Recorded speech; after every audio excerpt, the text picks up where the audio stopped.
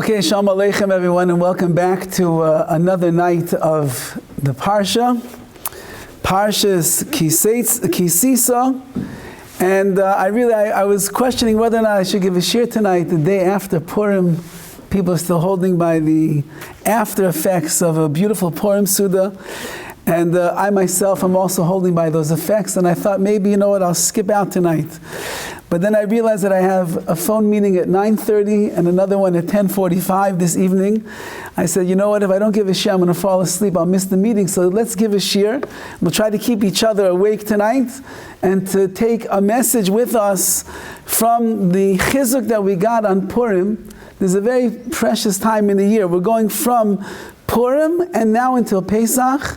The next month is all a hemshech. It's a connection between the simcha of Purim, the emunah of Pesach that we're going to try to reach, Be'ez Hashem. And we have to use these days wisely because we can accomplish a lot in the next 30 days. Shloshim Yom Kaidem Achag, 30 days before Yom Tiv. You have to start preparing properly, and this is really all part of that hachana, that preparation. So we'll say a shir tonight in Yetzer Hara on Ki Sisa and try to gain something from it, Be'ez Hashem. There are two times in history that mankind was in a state of perfection, or the way that some of the Mefarshim say there was a time in history where mankind was in a state of perfection, and then there was a time that only Klal Yisrael was in a state of perfection. Once is from the very beginning of the world, because in the beginning of the world, Adam Arishon was the most perfect spiritual being that we could imagine. And we'll speak about when that changed. But it all came back once again by Har Sinai. Klal Yisrael once again rose to the level of perfection. And we lost that as well, sadly, in this week's Parsha, which makes this one of the more difficult Parshas in the Torah to watch. The total downfall of Klal Yisrael, from the highest of heights to the lowest of lows, literally within 40 days of each other, while the effects of Har Sinai are still in the air. Klal Yisrael can end up dancing around an Egel Azav, a golden calf. Hard to understand, and yet that is the nature of a Jew. They can go from the highest of heights to the lowest of lows, like Haman HaRasha said to Achashverosh, and the wife of Haman said to him in the Megillah, that, oh, it's the Jews, after she sees that they begin having some success, and Mordechai is writing on the horse, oh, it's the Jews? You know what? When they're down, they're down. But when they're up all the way to the top. And if now their time is looking good for them, and Mordechai and Esther, they're moving up to the top, beware, she said, my dear husband, you're in big trouble. It's dooms for you. So Klal Yisrael is either on top or on the bottom. That's the way that it works by a Jew. As the Gemara says, Ashreichem Yisrael. When Rabbi Yochanan ben Zakkai saw, after the Churban Abayis, after the destruction of the temple, he saw there was one of the wealthiest women in the world. Her father was the wealthiest man before the Churban. He saw her picking out the barley seeds from the dung of a donkey. And he said, who are you? And she told him who she was. And he said, Ashreichem Yisrael, fortunate are the Jewish people, fortunate are the Jewish people. The daughter of the richest man in the world is picking out barley, which is the lowliest feed, from the dung, from the excrement of the donkey, of the lowliest animal. That's fortunate are the Jewish people. And the Gemara explains over the yes, because that's the nature of Klal Yisrael. Either we are on top, but when we fall, we're so great, it's a long fall. They used to have in the amusement park, what's it called? Free fall.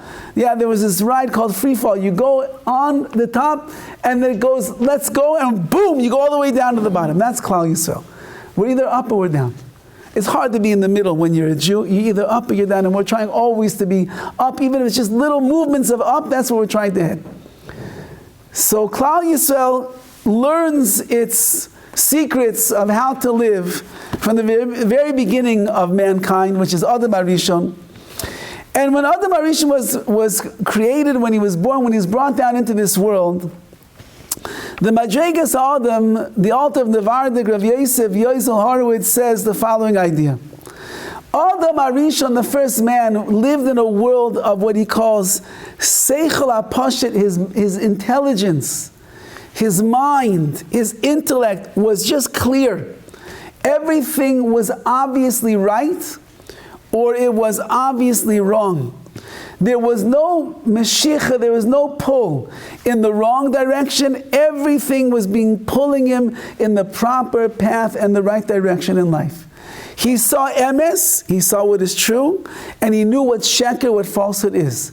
He knew what is toiv, what is good, and he knows what is ra, what is bad.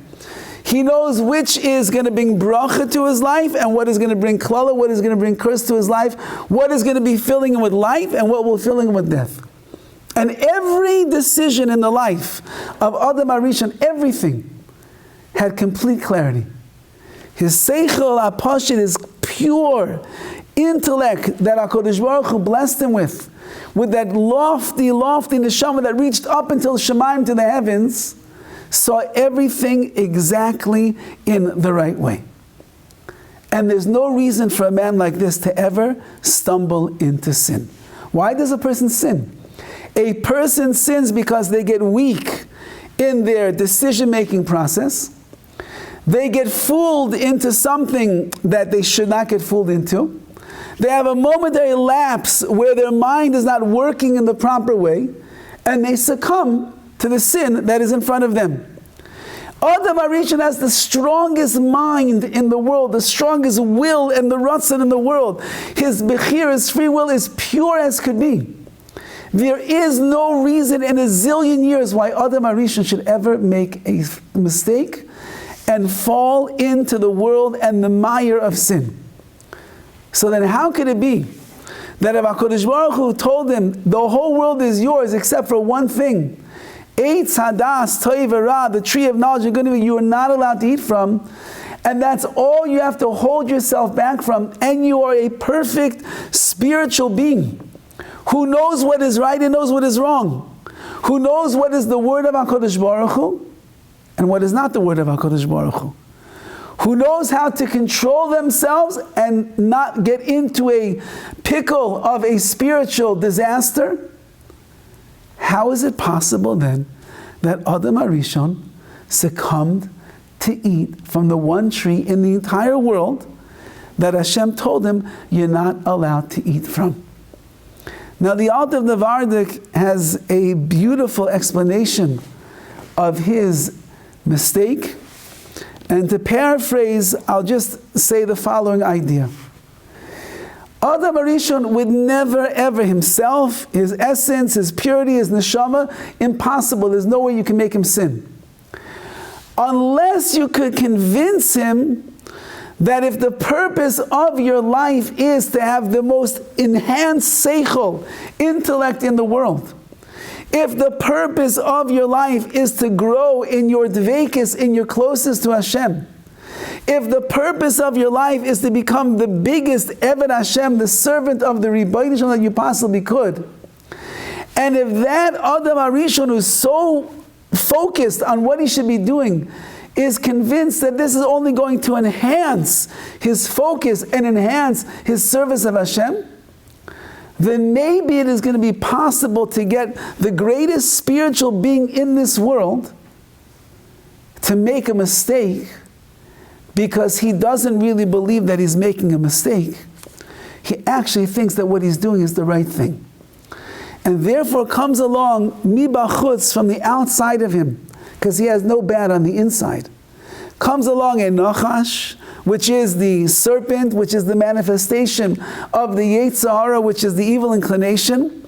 And he comes along and he convinces Adam Arishon and Chava of the following idea.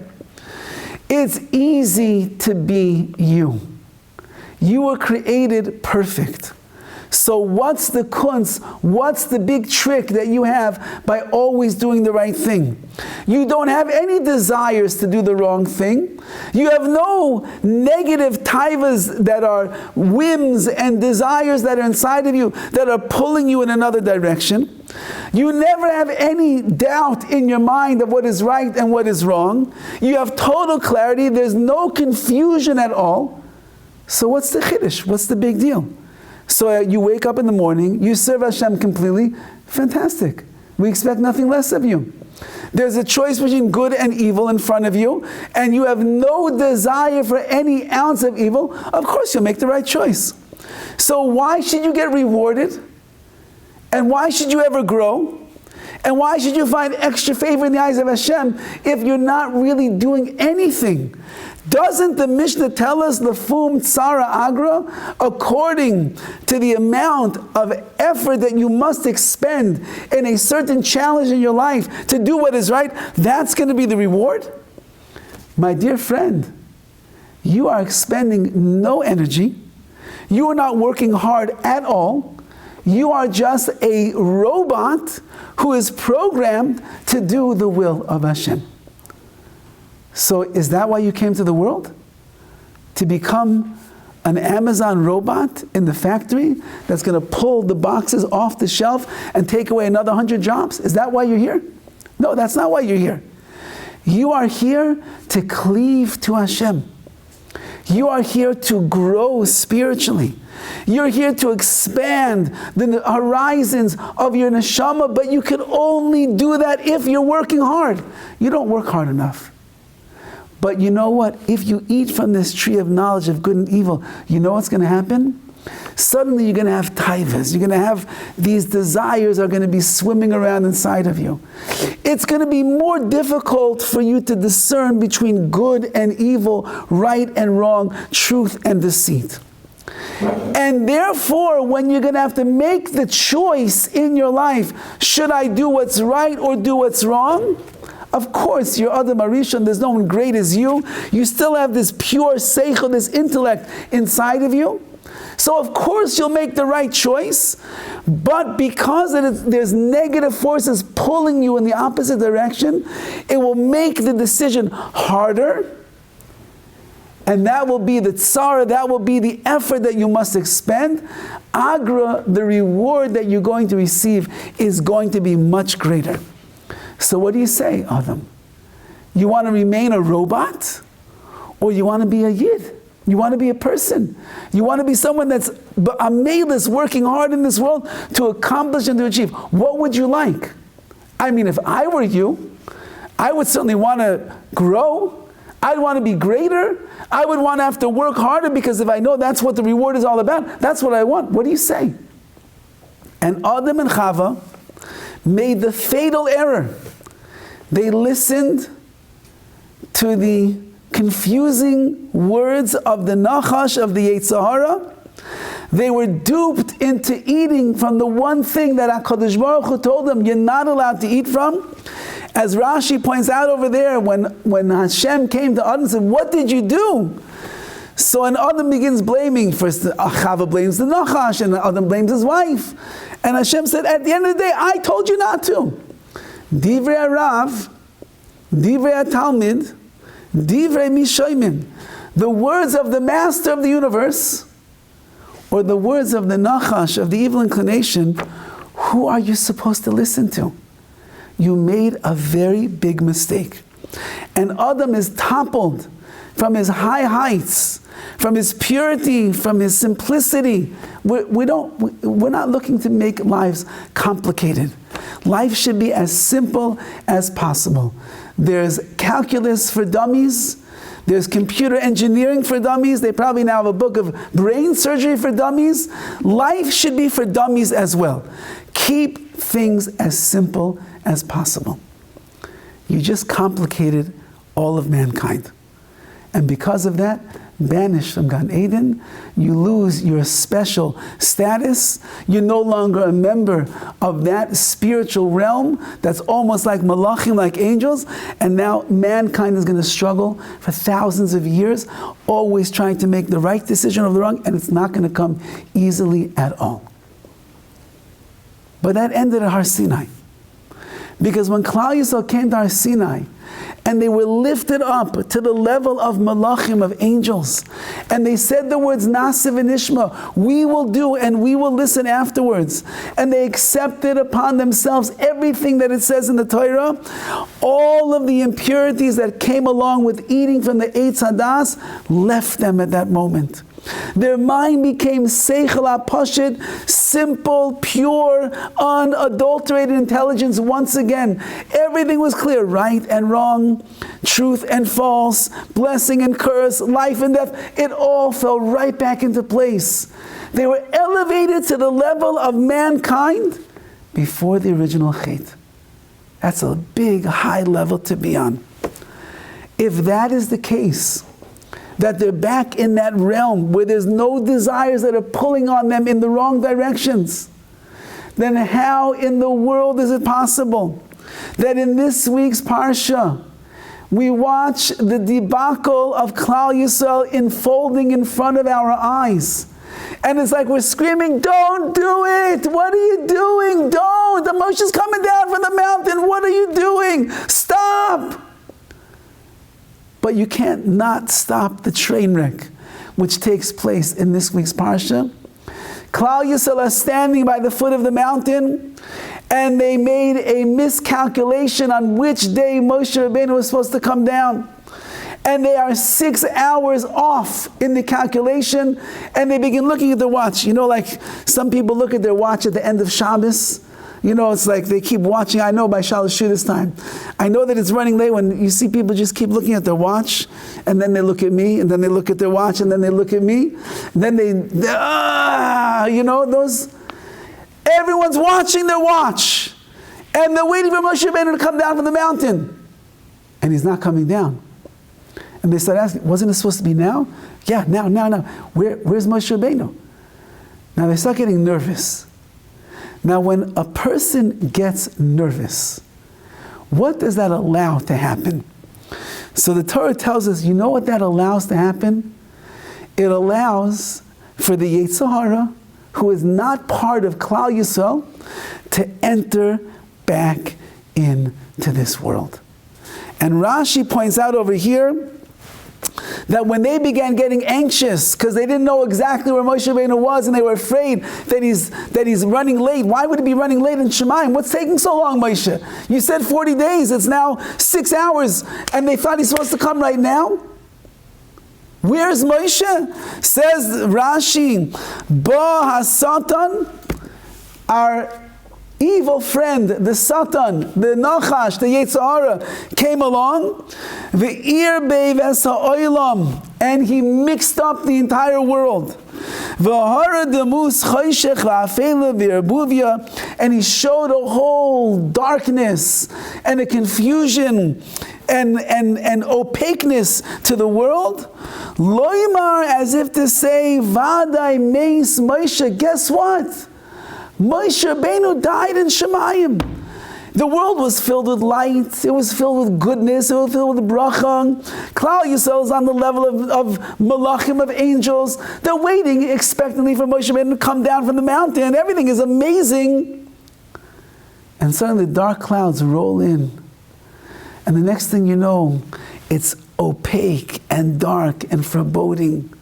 And then the Midrash tells us they looked up and they saw an image of the coffin of Moshe Rabbeinu floating through the sky, and they said, Ribono shel Olam, Moshe Rabbeinu died.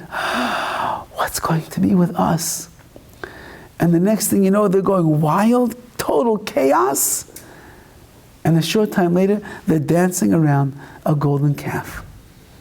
How can you go from Har Sinai, receiving the Torah, hearing the voice of Hashem, everything is amazing, no Yetzer Hara, everything is pure as can be, seichel hapashit, and then suddenly, whoosh, all the way down to the ground, you're doing what looks like avodah zarah, idol worship, which the Torah that you just received says, number one, you're only allowed to believe in Hashem, number two, no foreign gods. How do you break the two cardinal sins right at the beginning? So the Madregas HaAdam, the altar of Nevardik, says over the following idea, and to understand how sly the Yetzer Hara is, and how crafty he is, and he's always at work. And he writes over here the following idea. The Yetzer Hara is a magician, and he has what's called the sleight of hand. Every everything that he does is an optical illusion in our lives, and he makes us believe at the moment that it's all true, until it's too late. He says, mashal, as a parable, he says, you meet a person, and they have one thing in their mind. They want to get your wallet out of your pocket. And so they start doing all these things, sleight of hand, all these things. Next thing you know, the guy walks away. Let me see my wallet. Where'd my wallet go? This guy has the sleight of hand. He fooled you. He got you into a conversation. While you're not paying attention, his hand is reaching into your pocket, pulls out the wallet, and it's gone. The Yetzer Hara is a thief, no less. And he's coming to steal your seichel hapashit, your simple, clear vision in the world. And what does he do? Whenever he senses a little bit of a weakness in a person, sometimes he will create that weakness, but whenever he senses a little bit of that weakness in the person, he comes with the optical illusion that if you just do this one thing over here, everything's going to work out great for you. You'll really be happy right now. And so what happens, says the author, what happens is you make a decision based on the optical illusion that is sitting in front of you, because the Yetzer Hara wants you to work very fast, because if he gets you to do things irrationally and impulsively and quickly without thinking, you fall into the trap, and then you finally open your eyes afterwards, after it's all too late. Imagine yesterday was Purim, and a person knows themselves, you know what, 3 glasses of wine, I'm pretty good. 4, I'm pretty much at my limit. 5 is like over the top. Imagine a person is there on Purim, he's drinking, and he's drinking, and he's drinking, and his friends say, come on, one more. So he says, okay, one more. Coach, I don't know, you saw what goes on there yesterday in the city. So he's thinking and thinking and thinking. He's drinking, and he knows he's getting to a place that he's like at his limit. And he knows one more glass, and that's it. That's going to be the dog on the ground, rolling over and doing all of his tricks. He's finished if he drinks. But there's that voice inside of his head that creates the optical illusion and tells him, if you just drink one more glass of wine, oh, wow, then you're going to have the happiest, most uplifting, amazing Purim. You're going to dance better. You're going to sing better. You're going to have more chidushim, more world of Torah together. You're going to be more achdus with your friends. You need that one last glass. But the guy knows, he's feeling it already right here in the chest, right over here. One more, I'm not so sure. And the Yetzer Hara is making the optical illusion even bigger. Then he starts showing you, see that guy over there? Look how happy he is. Look at him dancing. Look how he's embracing all of his friends with the greatest joy. That could be you, my friend. Just drink one more glass, and then you're going to get there yourself. And so, you can't fault the guy. He's drunk already. He doesn't have the seichel hapashit. He can't think in the right way. And he takes that last glass, and that's it, game over. He's on the floor. They're calling Hatzalah. They're shipping him into the ambulance, pumping his stuff. He's finished. Until he wakes up on the ground and he sees Hatzalah standing over his head, or the ambulance sirens are ringing, or his friends saying, oh, are you okay? Are you okay? It's too late. Got you again, says the Yetzer Hara. I create an illusion, and I get you to work into that illusion very quickly to make you think that that's where you want to be, and then when you go in, I already got you. When you open your eyes after the fact, it's already too late. As I told over this story, it's such a sad story, but it proves the point. Many years ago, I really should call the family. I think about it now because it's around this time. I was called to officiate at a funeral of a young man who took his life, Rahman al-Islam. And he jumped off of the Golden Gate Bridge, which is a quite scary thing for a person to do. And he jumped off and he hit the water and he died upon impact. When I was preparing for this levaya, it was shocking to me that people jump off of a bridge. I looked into it and I found out it's quite a place where people do go. And the problem is that not everybody succeeds in what they try to do. And there's numbers of cases, although few compared to the ones that do succeed, numbers of people that jumped off the bridge all the way down to the water and they survived. And they asked the people that survived, because you can't ask the person who didn't make it, what were you thinking when you jumped off the side of the bridge? And they answered, I thought to myself, why in the world did I jump? Because the Yetzer Hara, whatever depression they were in, whatever was going on in their mind, creates an optical illusion. If you'll just jump and you'll end it, everything's going to be better. But in that one moment of clarity, when it's too late, and the veil is removed, and the glasses go back to 20/20 vision, what in the world was I thinking? Every hate, every sin that a person falls into is the same exact thing. Baruch Hashem, it's not as extreme as jumping off a bridge. But every time that you jump into the world of sin, it's working exactly like that. You have a good brain. Kodesh Baruch Hu gave you a good brain. He gave you seichel hayasher. He gave you straight, logical intellect. He gave you the ability to discern between what is right and what is wrong. All of that belongs to you. And if you find yourself in a position, in a situation where you have to make a decision, you have all the abilities that you need inside you to make the right choice. But then the Yetzer Hara throws in a little bit of anxiety, and he throws in a little bit of nerves, and he throws in some pressure, and some disappointments and frustration, and then the whole optical illusion begins in front of your eyes, and he's saying, just make this right now, right? You gotta make it right now, right now, right now. And you jump in, and it's too late. He already got you. He's like the thief, pickpocketer, who's talking to you like this, and while you're not watching, whoosh, he goes in there and he steals your wallet. The Yetzer Hara comes in, whoosh, steals your soul. He steals your mind. He steals your bechira. He steals your strength. He steals your courage. He steals your might. He steals it all. But it's all just an illusion. And that, says the altar of Nevarnik, is what happened to Klal Yisrael when they were there by Har Sinai. They are living in a world of absolute truth. Everything is amazing. The world of mankind has been restored to the level of Adam Harisha and Kaidam Achet before he sinned.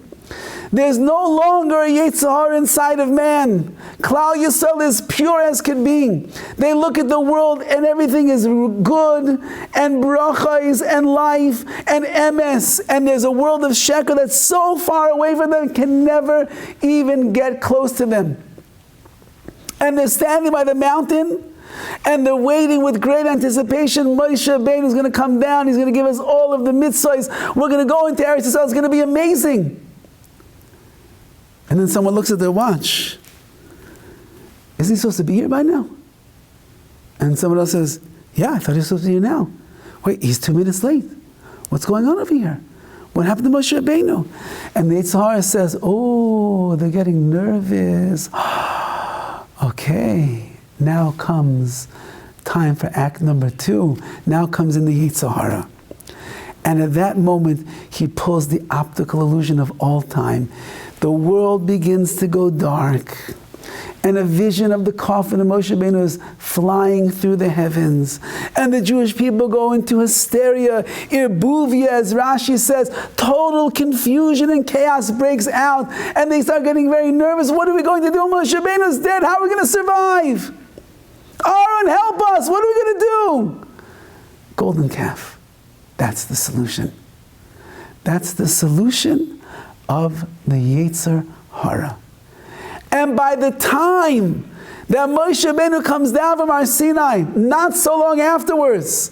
And he's got the luchos, the precious stone tablets in his hand that contain the Yetzer Hara, the 10 Commandments.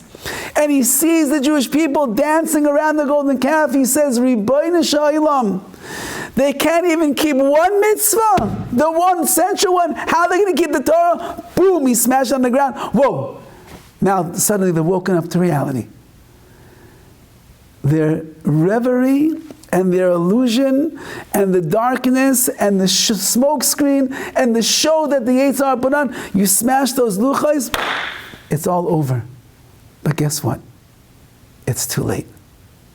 Because you already got duped by the Yetzer Hara, unfortunately, and now you have to face the consequences of the nature of the actions that you did.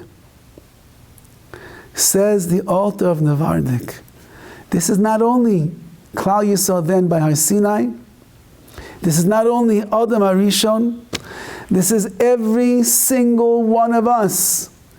Every time that we find ourselves in a situation where the hate, the sin is there dangling in front of us, and it looks so good and looks so tantalizing, it looks like it's going to be the solution to all of our problems, it's going to make us so happy, we'll be finally, says the altar, no. If it looks good, but it's the wrong thing, it's just an optical illusion in front of your eyes. It's the sleight of hand. It's the magician called the Yetzer Hara trying to fool you.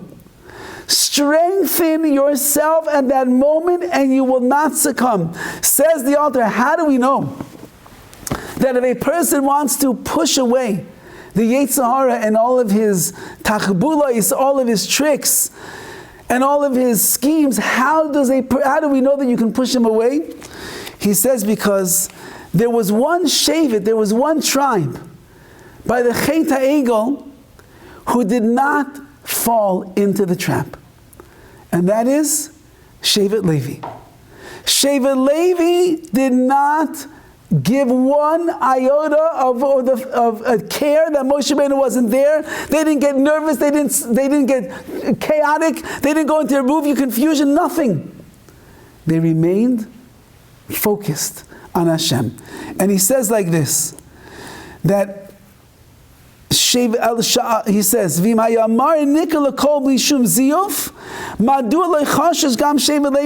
if this vision that the Yetzer Hara painted in front of Klal Yisrael was so clear that it's true, so then everybody should have fallen for it, even Shevet Levi. If actually the image of Moshe Rabbeinu's coffin coming through the heavens was so real and so true, then there should not have been a single Jew that wasn't in panic and fear at that moment. Even the tribe of Levi said, "Oy Gevald, what's going to be?" Moshe Rabbeinu was there, but no. It's only an optical illusion. And if you know how to look at it in the right way, you'll see right through the illusion of the Yetzer Hara. And he says like this, there was a grabbing of the eyes, the optical illusion which confused and confounded and fooled the Jewish people. That's what was taking place. Listen to these words. The person that wants to make a mistake, he'll make a mistake. If you want to make a mistake in the illusion that you see in front of you, if you want to be drawn into the world of the Yetzer Hara, if you want to succumb to his magical tricks, sleight of hand, if that's what you want, then you'll make such a mistake. However, Shevet Levi, but the tribe of Levi, they did not want to make a mistake. They said, wait a second, we're on the highest level that mankind has been on since the time of the Gan Eden. Our mind is pure, our hearts are pure, and the Neshamas just want to do what's right. We don't want to make any mistakes right now. Hold on a second, let's just make sure what's going on over here. And they're looking carefully. No, this is not true. Moshe Rabbeinu is really alive. This is just the Yetzer Hara. You will not make a mistake. If your kavana, if your intention in life, your focus in life, as the altar calls it, the focus, is that I just want to do what's right. I don't want to do what's wrong. I want to avoid the downfall of mankind for thousands of years. And I don't want to fall into the trap of the Yetzer Hara. I actually want to be stronger and better than that. Then you will not make a mistake. Because you will find the clarity, the vision, the wherewithal, the courage to use your bechira and do things properly. But someone who wants to make a mistake, which means I'm not so strong, it's so much easier not to fight the Yetzer Hara. It's so much easier just to give in this time, just this time. Then the next time, it's just this time. Then it's just this time. It's so much easier, it's so much less work, it's so much less stressful on a person. What's the big deal? So I don't do this mitzvah and I don't do that mitzvah and I'm not so careful about this. What's the big deal? I'm still, Baruch Hashem, I'm better than 80% of the rest of the Jews out there. What's the big deal? It's so much easier. Someone who wants to make a mistake, they will make a mistake. What's the goal of every single Jew? The goal of every single Jew is to be like Shevet Levi. The Horowitz Chaim, once visiting him in Radin, was Rav Shimon Schwab. Shimon Schwab ended up coming to America, eventually became one of the Gedolei Yisrael here in America. At that time he was a young bacher, and he was traveling through, and he came to Radin, and he came to the Horowitz Chaim. And the Horowitz Chaim said to him, "Are you a Kohen?" He said, "No, not a Kohen." He said, was your father a Kohen? He said, "No, I'm not a Kohen." Was your grandfather a Kohen? So Shimon Schwab knows the Horowitz Chaim is a great tzaddik, most brilliant Talmid Chacham in the world. He doesn't understand what is, if I'm not a Kohen, then my father obviously is not. Was your great-grandfather a Kohen? No, Rabbi, nobody in my family were Kohanim. And he says, "Do you know that I am a Kohen?" "Yes, Rabbi, I know." "Do you know why I'm a Kohen and you're not a Kohen?" Your father was a Kohen and your grandfather was a Kohen. He says, because when there was a Chet HaEgel, there was one tribe whose name was Shevet Levi, the tribe of Levi, which eventually became the Kohanim. And they turned to Klal Yisrael after the sin was over, and they said, "Mi la Hashem Eloi, whoever is with Hashem, come with me." And my great grandfather heard the cry of Levi, and they came running to Shevet Levi. But your great grandfather didn't hear that cry, and he perished with the rest of the Jews that deserved it at the time of the Chet HaEgel. If you want to do what is right, you will always be able to do what is right. Even in that moment where the Yetzer Hara had all full power unleashed on Klal Yisrael. How could you take a nation that was on Har Sinai hearing the voice of Hashem and convince them to make a golden calf? What are the cardinal sins? Because the Yetzer Hara was given enormous power during that time to confuse them. And even in that, Shevet Levi did not succumb. Which means nothing is out of our abilities if we just want to do the right thing, to be able to make the right choice and see past the optical illusion that is in front of us. Now, what does that have to do between Purim and Pesach? Because the Mesilas Yesharim writes the following idea, and he says over these words. He's talking about the tachbulos, the schemes and the tricks and the plans that the Yetzer Hara has to try to get a person to fall into his trap. And he says the following words: Zois be'emes achas mitachbulos ha'Yetzer Hara v'armasoi. This is one of the tricks and the schemes of the Yetzer Hara. What does he do? Lahachbir avoidosoi betemidos al libos bnei adam.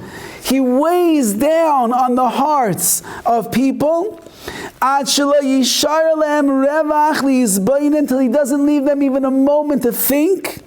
Ulistakel, and to look be'ezeh derechem holchim, what path they're going in.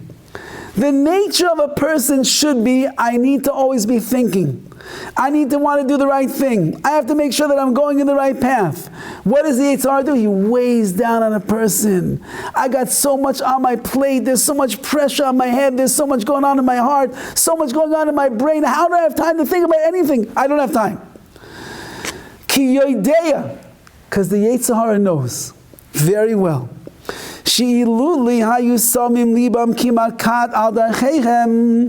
If a Jew would just for one moment put his heart to his actions and the way that he's going and think to himself, am I doing the right thing or the wrong thing?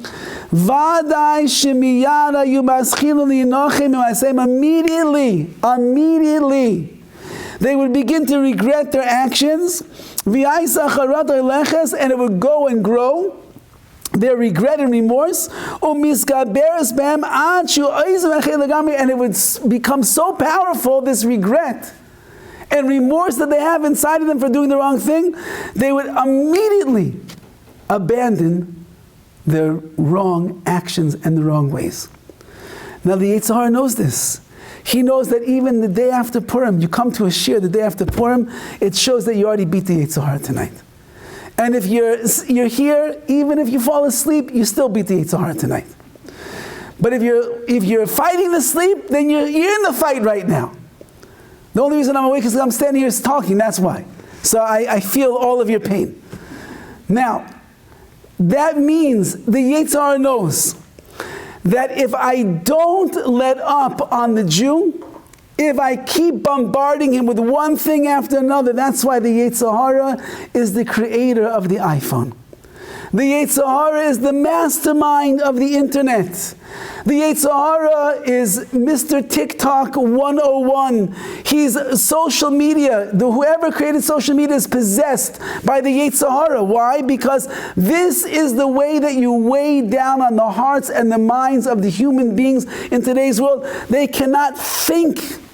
And even when the phone is not in their hand, and even when they're not watching them, they can no longer even think for themselves. Have you ever had to try to have a conversation with an 18-year-old person in today's world? Have you tried to have some conversation that requires them to think? They don't know how to think anymore because their minds are so stolen already by everything that they are watching and listening to. And AI writes, I'm writing an email the other day, and AI is asking me, do you want help? No, I don't need your help. I know how to write an email.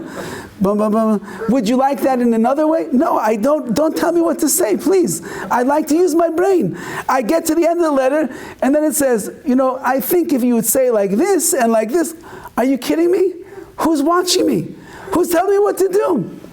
That's the world that we live in right now. Don't think. We don't want you to think. Because if you think, says the Yetzer Hara, I'm doomed. I'm in trouble. I'm going to be out of a job. If a Jew stops and they think, they break free from the optical illusion. They break free from all the chains, from all the weights of the Yetzer Hara that's on them. What's a Jew going to do? Miyad, immediately they're going to turn back towards HaKadosh Baruch Hu and do everything that He wants us to do. V'harizeh me'ein atzas paro harasha. And this is like the advice, this was the schemes and the plans of Paro, our enemy in the story of Pesach. Sha'omar tichban ha'avoda al anashim. What did he say? Weigh down the work on all of the Jews. Make sure they don't have a time to breathe and catch their breath. There's no time for them to think. They cannot talk to each other in the fields because their work is hard. They can't even breathe. Because Paro understood. Not only did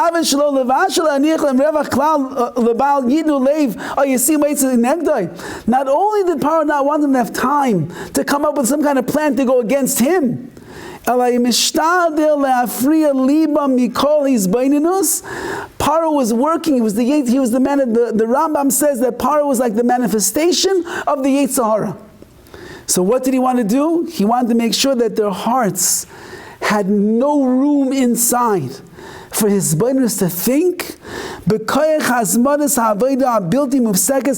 that's why the work was constant, nonstop, because he knew the Jewish people are weakened right now because they did so many sins. They came to Mitzrayim, they assimilated, they were horrible. They got to do tshuva. I can't let them do tshuva. Because if the Jew does tshuva, says Paro, I'm finished. Who knows what Hashem is going to do to me? So let's keep them working, day and night, night and day, without a minute to breathe and a minute to think. And then they'll never realize the error of their ways. They'll never own up for the mistakes that they've made. And then they'll never do tshuva, and I will rule over them forever and ever. Until Paro dies. When Paro dies, the Torah tells us on that day, suddenly the country shuts down, they don't go out to work, there's nothing weighing down on them, and the Klal Yisrael unites in an instant, and they cry out to Hashem, and the rest is history. They begin doing tshuva. Hashem says, I'm saving you, because now I know that you're still in there, that neshama is still there. Says the altar of Navardik, anyone that wants to do the right thing in life could do the right thing in life, but you have to want. You have to have a ratzon. Your will has to be to do what is right. Unfortunately, as the altar is writing over here, too many times our ratzon, our will, is to do the wrong thing. And if you're weak in that area, it's so easy to fall into the trap of the Yetzer Hara. The things that we say, the things that we do, the places that we go, the way that we behave, the mitzvahs that we don't do, the areas that we fall into, all of that becomes so easy because it's so much easier not to work hard. My father told me that what I don't know, Gen X, what is it now? That's the generation that we live in, Gen X, something like that. Yeah, what is Gen X? Is that what it is, Gen X? Yeah, that's what we live in right now. These are the people that are growing up in the cushy lives over here, that everything is on a silver platter. They never work one day. Now they tell the teachers in school, you're not allowed to criticize a student anymore. You're not allowed to put in the report card that they're not behaving themselves. Everybody's good. Everybody's good. Everybody's good. So everything is cushy, everything is great. And the guy is working at a certain company, and they want to promote the young man. Which, I don't know, when I was a younger person, if they would promote me to manager of the store, that was a big covet, that was a big honor. So they come to this young man, 20-something years old, spoiled brat from the time that he was born, and they ask him, we like your work, you're doing amazing. We'd like to promote you, make you manager of the store. Now again, think to yourself, not bad, I'm a young guy, worked my way up the ladder, I got my first major promotion, manager of the store. So the first question out of the guy's mouth is, does that mean I'm going to have to work harder? So they say, well, yeah, you're the manager. So, you're going to be in charge of so many people. Is that more hours? Yeah, it's going to entail some more hours and everything, but you're going to make like $20,000 more. Well, I have the gym and yoga and Pilates, and I have to be able to go to Starbucks every day for my 23-ounce coffee. And I take walks on the beach 3 days a week for, my peace of mind. And I go on vacation at least once a month. So will I still be able to do that when I become manager? And they say, no, you manager means you have responsibility. That's okay. I'd like to remain a bag boy at Ralph's for the rest of my life. Because I get off much sooner, no responsibilities. If a person wants to grow, and a person wants to steig, and a person wants to work harder, then they will be able to defeat the Yetzer Hara. Because they will not be fooled by the smokescreen and the illusion that is in front of them. But if he doesn't want, says the altar of Navardik, then he will certainly make a mistake. Klal Yisrael is on the pinnacle of existence. There's no reason to make any mistakes. Their mind was back in the place of Adam HaRishon before the Chet. They should have been seeing everything clearly, and they were. But the Yetzer Hara was given license to go and do whatever he possibly could to try to get us to sin and fall once again, because that's his job. He has his job, we have our job. His job is to make us stumble and fall. Our job is to stand very strong and not get caught up in the erbuvia and the confusion of this world, and keep thinking straight, focused, what does Hashem want from me? And when a person does that, then he conquers the Yetzer Hara again and again and again and again. So the tikkun of the chait, of the sin of the golden calf, the way to correct the mistakes of our illustrious ancestors is we have to find the strength in an area where they themselves sadly fell short. Now we have an advantage. The Yetzer Hara is not given that license against us to change heaven and earth to try to get us to sin. We're just dealing with what all of those Yetzer Haras, everything that's inside the person, that's all around us in this world. We have to be strong.